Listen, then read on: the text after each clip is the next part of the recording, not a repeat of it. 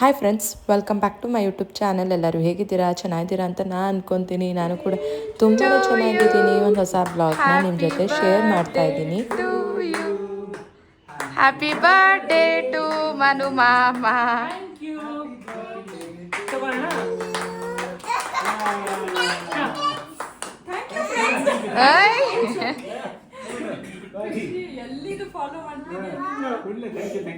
ಹೇಳಿ ಬಿಡಿ.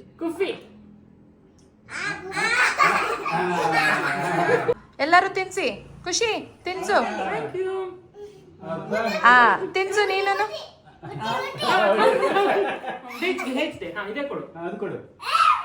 ತಿನ್ಸು.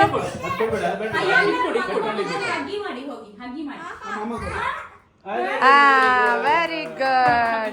ಓಕೆ, ಒಂದು ಮನುನೇ ಕಾಣಲ್ಲ. ಈ ಕಡೆ ಬಾ. ಖುಷಿ, ನಿಧಿ, ಸಿರಿ ಕಾಣಲ್ಲ.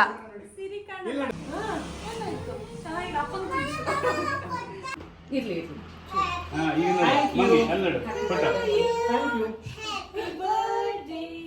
ಹ್ಯಾಪಿ ಬರ್ಡೇ ಅಂತ ಹೇಳು. ಎಲ್ಲರಿಗೂ ಕಟ್ ಮಾಡಿ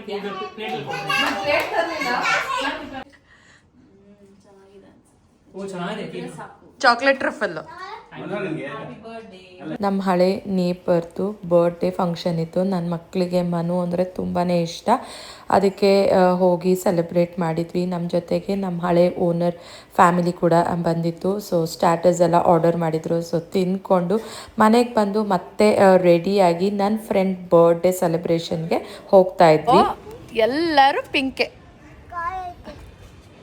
ಗಾಯ ಆಗಿದೆ ನಮ್ಮ ಪಾಪುಗೆ. ಹೋಗಿ ಡಾಕ್ಟರ್ ಹತ್ರ ತೋರಿಸ್ಬೇಕು.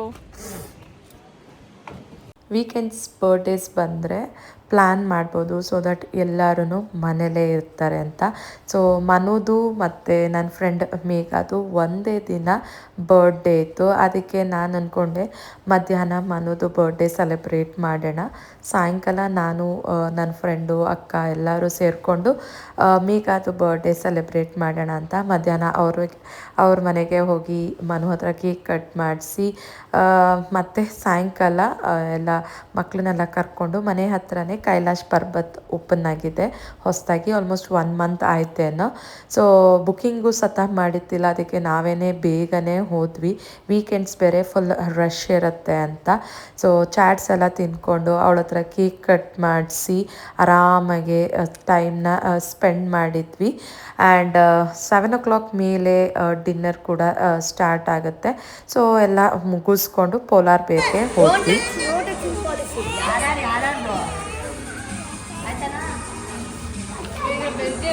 ಓ ಓ ಓ ಓ ಓ ಓ cool cool.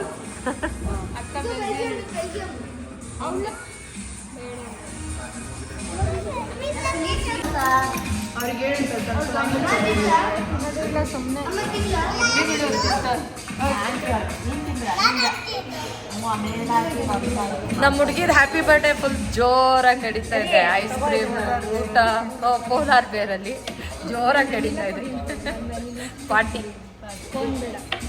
Polar ಬೇರಲ್ಲಿ ice creams ಎಲ್ಲ ತುಂಬಾ ಚೆನ್ನಾಗಿರುತ್ತೆ. ಸೊ ಎಲ್ಲ ತಿಂದ್ಕೊಂಡು ಮಾತಾಡಿಕೊಂಡು ಆಲ್ಮೋಸ್ಟ್ 9 o'clock ಆಗಿತ್ತು. ಸೊ ಮನೆಗೆ ಹೋಗಿ ಮಲ್ಕೊಂಡೇ ಬಿಟ್ವಿ. ಅದರದ್ದು ನೆಕ್ಸ್ಟ್ ಡೇ ಸಂಡೇ ಎದ್ದಿದ್ದು ಲೇಟು, ಎಲ್ಲ ಕೆಲಸಗಳು ಲೇಟು.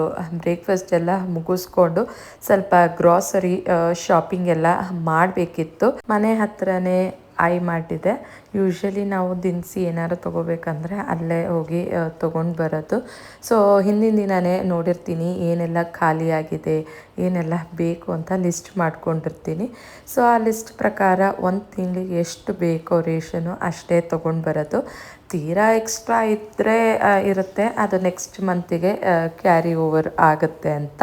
ಸೊ ಎಲ್ಲ ನೋಡ್ಕೊತಾ ಇದ್ದೆ. ಆ್ಯಂಡ್ ಮಕ್ಕಳು ಆ ಟ್ರಾಲಿ ಬ್ಯಾಸ್ಕೆಟಲ್ಲಿ ಕುತ್ಕೋಬೇಕು ಅಂತ ಇಬ್ರಿಗೂ ಒಂದೊಂದು ಟ್ರಾಲಿ ಬ್ಯಾಸ್ಕೆಟಲ್ಲಿ ಕೂರಿಸಿ ನಾವು ಸಾಮಾನ ತೊಗೊತಾ ಇದ್ವಿ.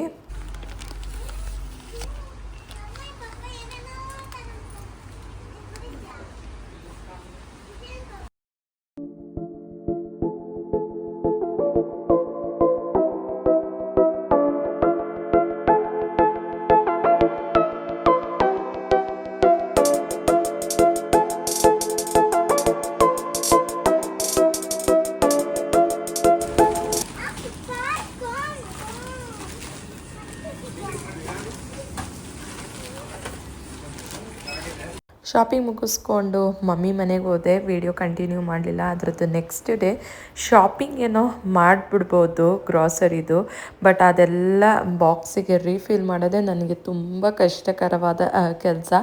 ಸೊ ಎಲ್ಲ ಮುಗಿಸಿ ಎಕ್ಸ್ಟ್ರಾ ಸಾಮಾನೇನಾದ್ರು ಇರುತ್ತಲ್ವ, ಅದನ್ನೆಲ್ಲ ಹಾಗೆ ತೆಗೆದಿಟ್ಟಿರ್ತೀನಿ, ಬೇಕಾದಾಗ ಅದನ್ನು ಯೂಸ್ ಮಾಡ್ಬೋದು ಅಂತ.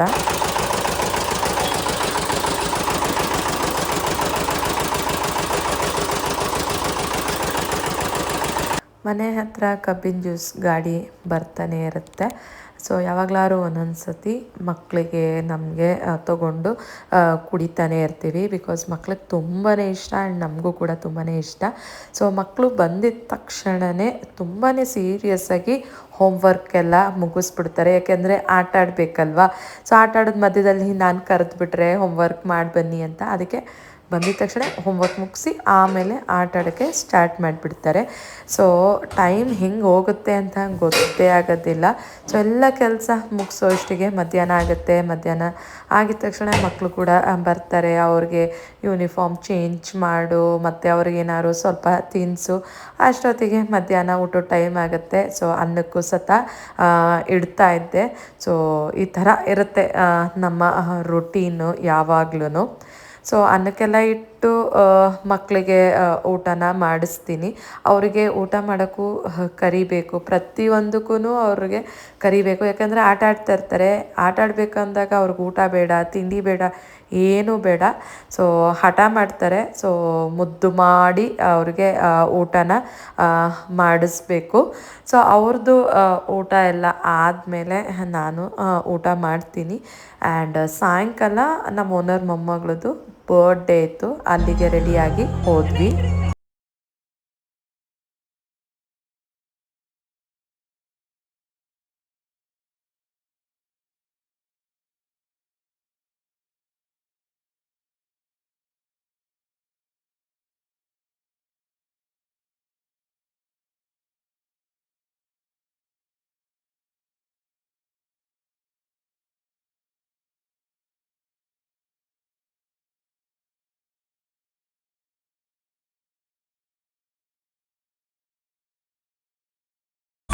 ಏನು ಎಕ್ಸ್ಪೀರಿಯನ್ಸ್ ಅಪ್ಪ?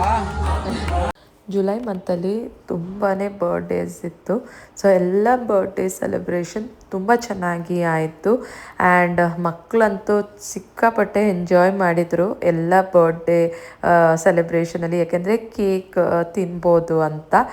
ಸೊ ಇಲ್ಲೂ ಅಷ್ಟೇ ಊಟ ಎಲ್ಲ ಮುಗಿಸ್ಕೊಂಡು ಫೋಟೋಸು ಎಲ್ಲ ತೆಗೆಸ್ಕೊಂಡು ಸ್ವಲ್ಪ ಹೊತ್ತು ಅಲ್ಲೇ ಟೈಮೆಲ್ಲ ಸ್ಪೆಂಡ್ ಮಾಡಿ ಮನೆಗೆ ಹೋದ್ವಿ.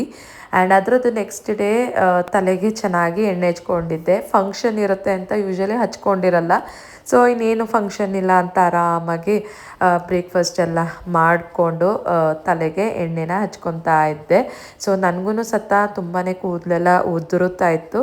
ಹೋಮ್ ಮೇಡ್ ಹೇರ್ ಆಯಿಲ್ ಹಚ್ಕೊಂಡ ಮೇಲೆ ನಾನೇ ಸ್ವತಃ ಮಾಡಿರೋದು. ಸೊ ತುಂಬಾ ಹೇರ್ ಫಾಲ್ ಕಮ್ಮಿ ಆಗಿದೆ.